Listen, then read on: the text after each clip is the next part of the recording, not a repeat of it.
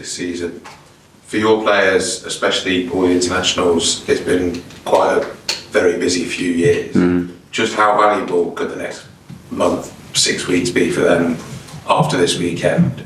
Feet up, proper rest. Yeah.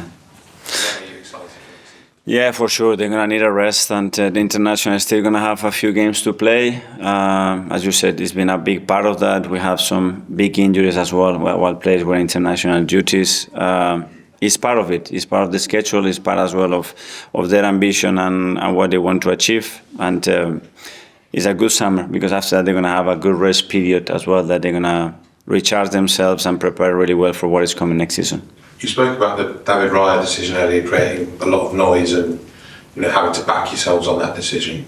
Are you planning anything this summer that you think could make a similar impact? Anything that has to be a bit ruthless?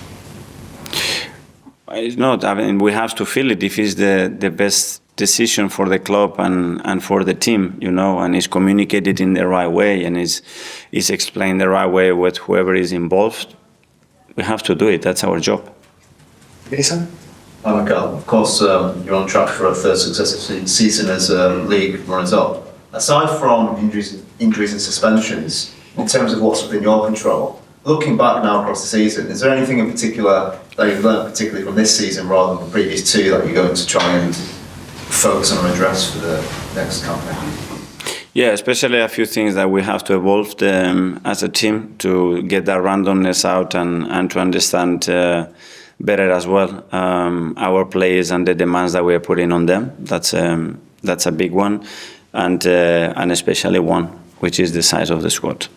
And now we're pretty much at the end of the season. Aside from the first team, you've obviously got a lot of youngsters coming through the academy. For the next campaign, who are the one or two that we should be looking out for that you think could maybe break through to the first team in the way that Miles and Ethan have in this campaign?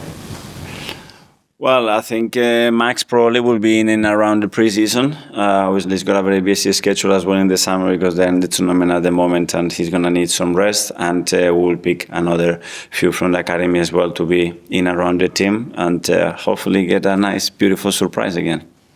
Sam? Hi, Mikel. On the issue of squad size, I don't know if you saw Pep's comments this week. He basically threatened to quit if City made the squad bigger. Obviously, it seems like you have different views on that. Some managers want it very tight and compact. Some really... No, different situation.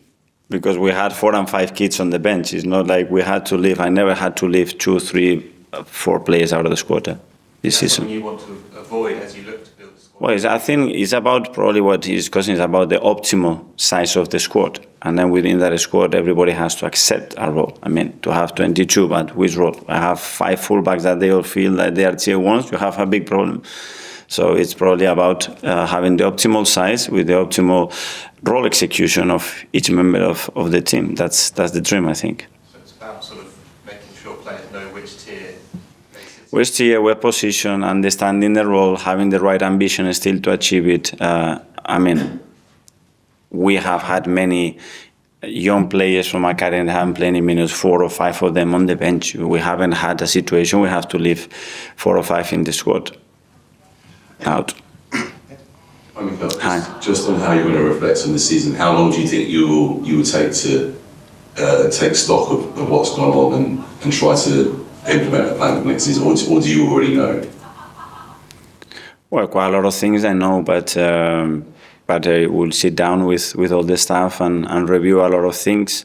And from there, some others will emerge, and the way we're looking at the squad or things that we've done, whatever phase of play it is, or the way we want to change game or prepare matches or meeting or our messages, all this has to be, again, evolve. What we have this season, we will close it, learn from it, and then it will be a new one. And then there is an element that you have to feel, the temperature, what is needed, what the group needs right now, and go from there. So we will be planning, and then, as well, follow your instinct, your gut, and what the team needs in that moment. And obviously, this is going to be the 4th time you're going into a pre-season as runners-up, one step away. Is there anything you might try and do a bit differently this time, just to change things up?